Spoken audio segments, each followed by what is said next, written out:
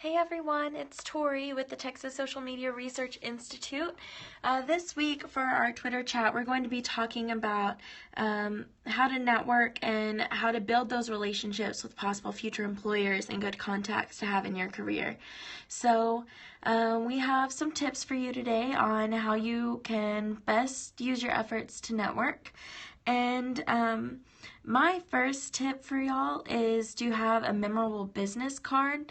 I absolutely adore my business card. I made it at staples.com, and it was relatively inexpensive, and I feel proud whenever I hand it out, and it's something that I think stands out.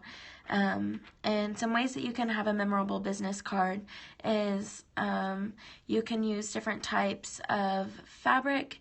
You can use handmade stuff. You can make stickers or buttons to hand out with your business card that promote your brand. If you're an individual searching, just try to come up with something kind of quirky maybe that matches your personality. And then whenever people get your business card plus their little token, they'll be more likely to remember you after that networking event. And my next tip is to be interested, not interesting. So when you're talking to other people, you want to be focused on what they're saying. Don't listen to respond, listen to understand.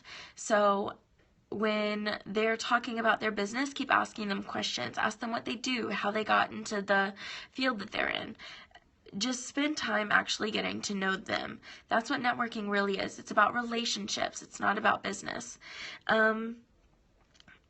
You could also help solve problems that they have.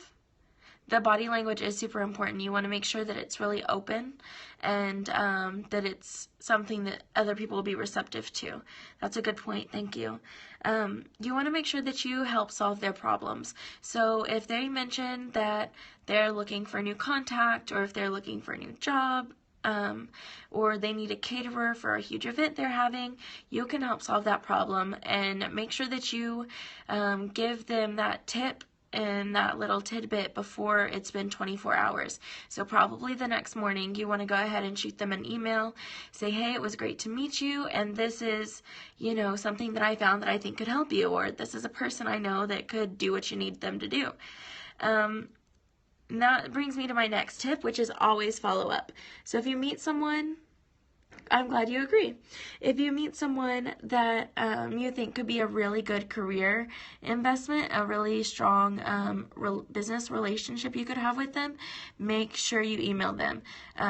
In this day and age, if you're looking for a social media job like I am currently, you can reach out to them on Twitter or on LinkedIn if you get that information as well.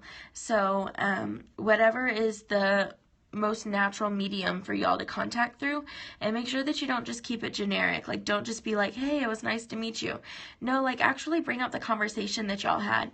Be like, hey, I remembered that you said this and I really liked that, and I'd be interested in talking to you about it more sometime. So just something like that, and that would make you more memorable too. So you can also use social media to kind of like make what you need go viral. So if you're like me, you have like over 1,000 Facebook friends, which is way too many people. I don't even know how I know that many people, but somehow I do. And so one thing you could do, like if you're in the job hunt, you could tell them what kind of job you're looking for, and be as specific as you can. Don't just say, I'm looking for a communications job. No, I'm looking for a social media specialist position, or I'm looking for a grant writing position. Whatever it is, just be as specific as you can, and that will help encourage people to actually reach out and help you, because those people that are in your like immediate circle, they're more likely to help you than strangers who just met you. So use the network that you already have on social media. And then the sixth and final tip is to schedule some one-on-one time. So if you think that this person has some great information for you and you're kind of nervous about networking, you can actually contact them and ask them to like come out for coffee with you if y'all live in the same town, or you can ask to Skype with them, and that really gives you some face time to encourage that relationship that y'all could build together. So yeah, those are my tips. Do y'all have any extra tips for people who are trying to network to land a new job?